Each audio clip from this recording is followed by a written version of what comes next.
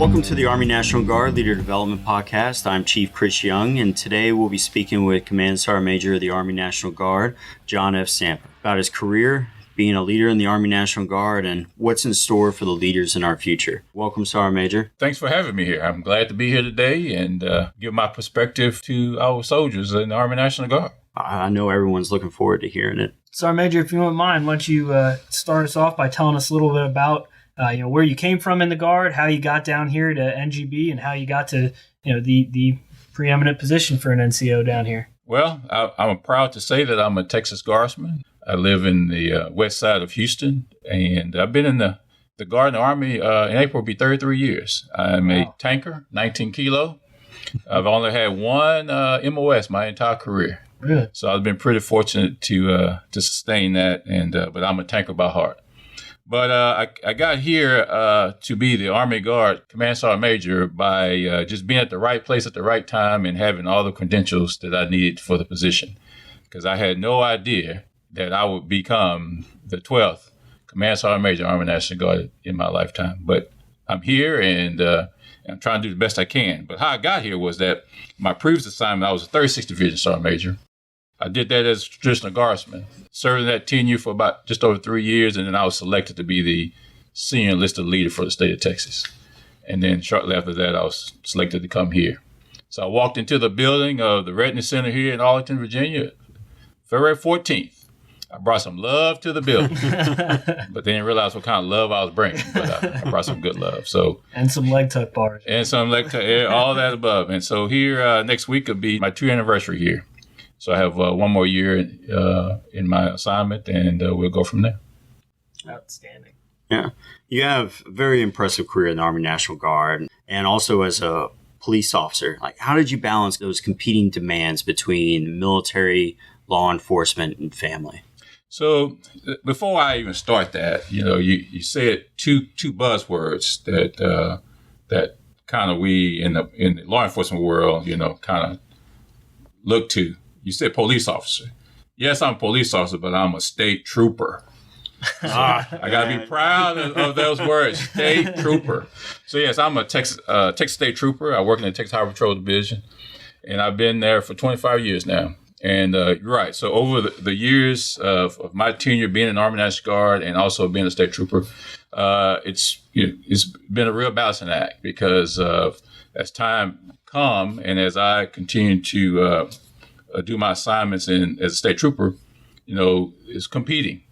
Each one was high demand, and so but really what got me through that was my commitment to being a senior leader in the Army National Guard. So there's some things that I could have done as a state trooper that I chose not to do because I chose to become a senior leader in the Army National Guard. So those are personal choices. Mm-hmm. And so for anybody in any career, especially as MDay, they have to make those personal choices. I know many folks who've made those personal choices to either be at a certain level in the Army National Guard or be at a certain level in a civilian job and how that affects their family. And so for a long time, as a state trooper, I didn't want to move or promote or whatever the case may be because I was fully engaged in my Army career, going to different positions, doing training events, deploying and all that. And so I made that conscious decision to focus more on that than my civilian state trooper job, which was still rewarding because I still had was able to do what I needed to do as a state trooper as well too. Can get pretty tough when both entities want 100% of you. That is correct. Yeah, especially when you have to write case reports and those case reports are being scrutinized in the court of law, and so you got to be very professional and very communicate consistently, and then also deal with, because as a division sergeant major, as an M-Day soldier, I was in charge of over 15,000 soldiers, and so you're constantly in contact with your unit leadership, full-time leadership, because of all the things you're responsible for as a division sergeant major. And so it's like having, for last 15 years now, for me, it's like having 2 full-time jobs, other than me coming back into the Army 3 years ago full-time. But prior to that, it's like having 2 full-time jobs.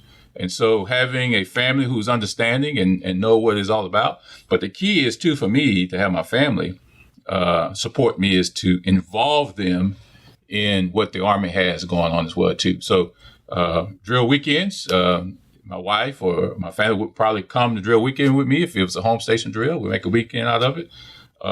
Invite them to different functions, dining outs, whatever the Army has for the family, include them, because a lot of times I find soldiers, they do this job because they love it, but when they go home, they don't talk about it.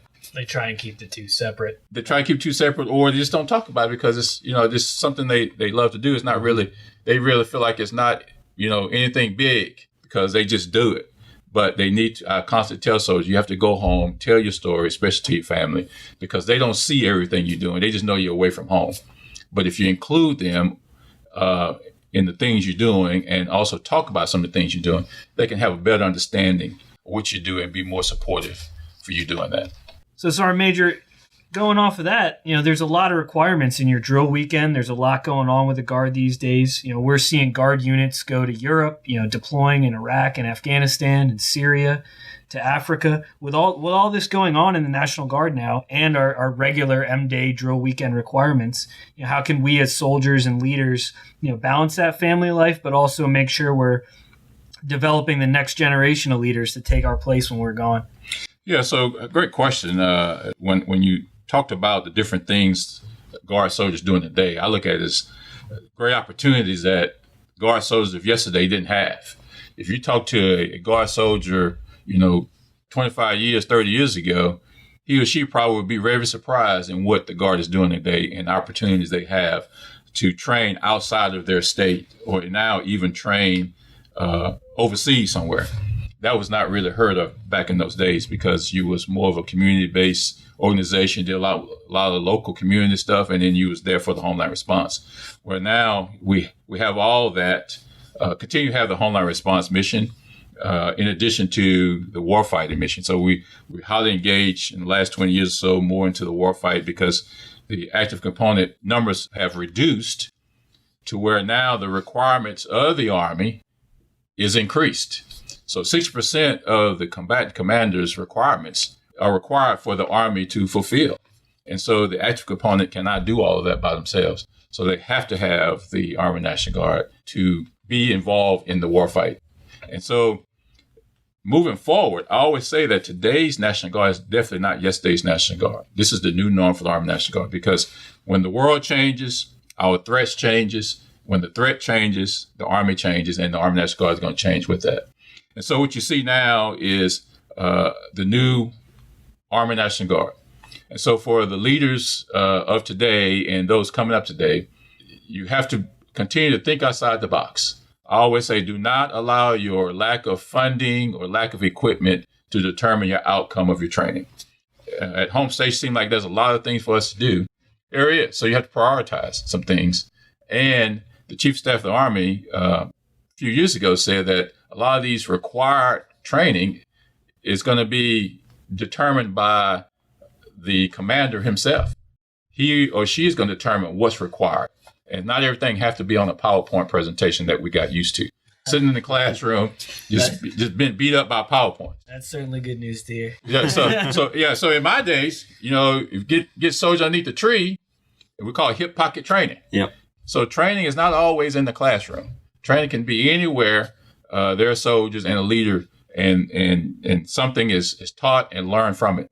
But the key is the leaders have to put all that training into DTMS. That's the only way that's going to be certified and recorded that soldiers receive that training. And so, but what I want to embark on the young leaders of today and future leaders of today is that you got to remember what drill weekend is for. Drill weekend is for keeping you familiar with your skills and the knowledge. And no one's going to be proficient on drill weekend. That's when we get mobilized and go to our MOB sites and AT to continue to perfect our skill sets. Drill weekend, as I look at it, is for us to be familiarized with our skills and work on those things that we may be deficient in. And so that's kind of the attitude for physical fitness. As long as you're doing something, you create a culture of your soldiers to go back home and they create a culture back home to eat right and do some type of physical activity. Because I guarantee you, at the end of the day, what do you have before you go home? Final formation, right? So your ticket to go home is probably to do 5 laps around the parking lot.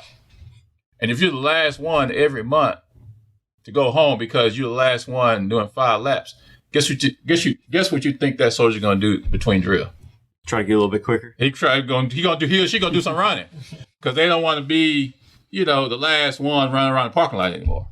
So again, it's just try to create a culture to understand, familiarize with their skill sets. But again, the leaders have to be able to think outside the box. Don't allow the lack of resources in your equipment to determine the outcome of your training. Be that leader who can think outside the box in order to meet the mission. Kind of building off of that, talking about the guard of the past and present. So we've been hearing a lot of that from the director, talking about the Army 2028. What does that mean? Well, what that means is it's preparing the Army to meet its mission.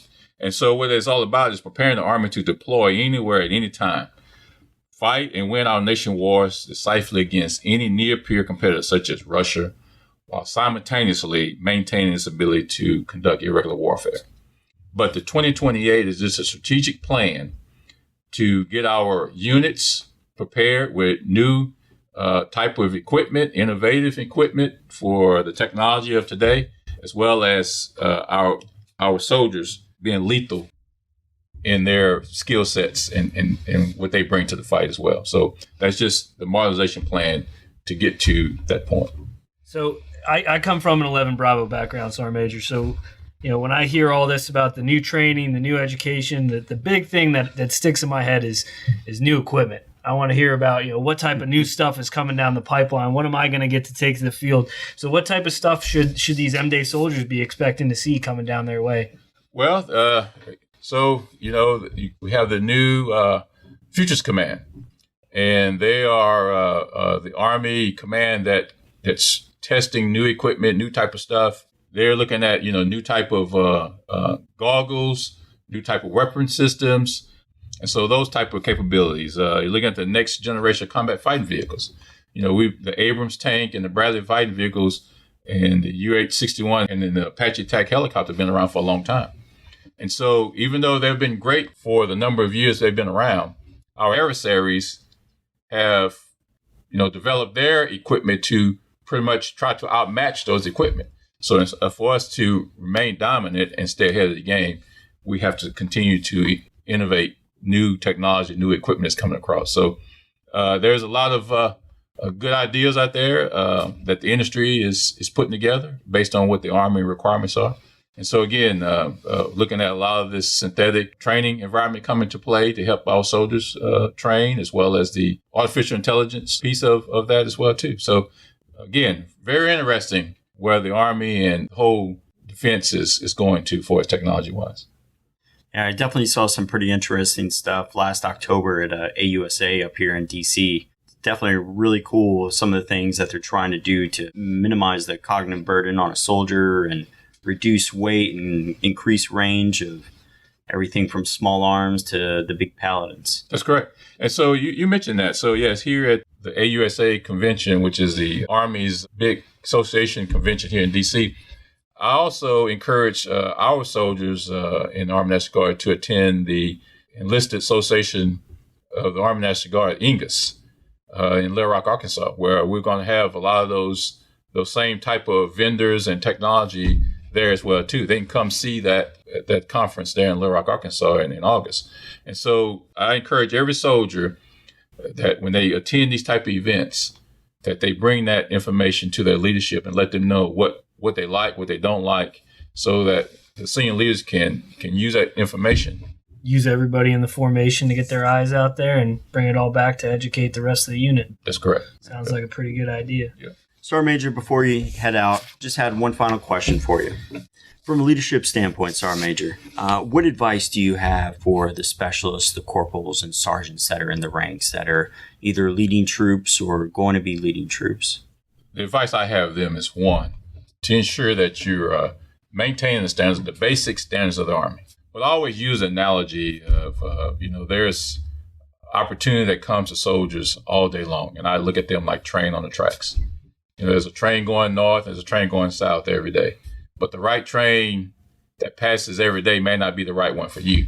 But when the right one comes, you want to be sitting on the dock, ready to board that train or ready to take advantage of the opportunity that comes. But there's a lot of folks that haven't negotiated the ticket counter to be sitting on the dock, ready for the opportunity. And so I don't want you to be that one sitting behind a ticket counter, and when the right opportunity comes, you missed out because you didn't do your PME. You flagged for not passing your PT test, or you flagged for not meeting height weight standards. Just meeting the basic Army standards. Ensure that you have that. So when the right train comes, when the right opportunity comes for you, you'll be ready. Because my whole agenda is to ensure that every soldier have every opportunity that the Army have for that particular person. So when he or she finally takes off the uniform, they can say that I've enjoyed my time in the Army. I've took advantage of every opportunity that I could that the Army presented to me. And so the only way you can do that is, one, meeting the basic standards of the Army. Now, as you all know, we have a new physical fitness test that's coming. And it's not really new anymore because more people know about it, the Army Combat Fitness Test. So again, everybody that I've talked to that have participated in the test, they love it. They like it. Now, does some folks have challenges with the test? Yes, but it's not to the point to where they say, I'm not going to do it, especially those who have tried it. With that said, is that this is where the Army is going. It's required to be in a certain type of physical fitness to wear this uniform. And so that's why I encourage the soldiers of today, young soldiers of today, and especially leaders of today, is, one, ensure you maintain the standard the Army puts out there. Take care of the people you're leading. Know who they are. Know their family. Provide every opportunity for them. And when you're talking about opportunity, you're talking about opportunity for everybody, not just one set of people, one certain people, one person, but the whole organization. Because when one person failed, the whole organization failed. And again, talk to people, senior leaders. I didn't get where I am today without somebody trusted in me, saw the ability in me, and gave me an opportunity. Because the road I think I was trying to pave, that road already been paved. I just need to come back on and improve a little bit more on what they have done. So I'd like to close with this. Sergeant Major of the Army, Grinston, has a new initiative that he's rolling out. And it's called This Is My Squad. For a long time now, we have been talking about not in my squad. Well, saying that this is my squad is saying that you're proud of your squad, you're proud of the people in your squad, and those that you're leading are saying they're proud of the people they're serving with. And so on behalf of the 335,000 Army National Guard soldiers, I'm proud to be your senior leader and proudly stand here today and tell you that you are my squad. And when I go out in front of folks, I'm proud to say, this is my squad. Thank you for allowing me to be here today and having a great conversation with you all. Well, thank you, Sergeant Major Sampa, for coming out, and thank you for listening in out there. Keep an eye out for the next episode of the Leader Development Podcast, where we'll be featuring more opportunities and advice for up-and-coming leaders in the Army National Guard. And if there's something you're interested in hearing about or would like to focus on, shoot us a message on Instagram at ARNG_leader_development. On Instagram, we feature our programs here in the Army National Guard, opportunities, training highlights, and other programs regarding leader development here in the National Guard. And when you giving the podcast your feedback, encourage that you want to hear more from the Command Sergeant Major.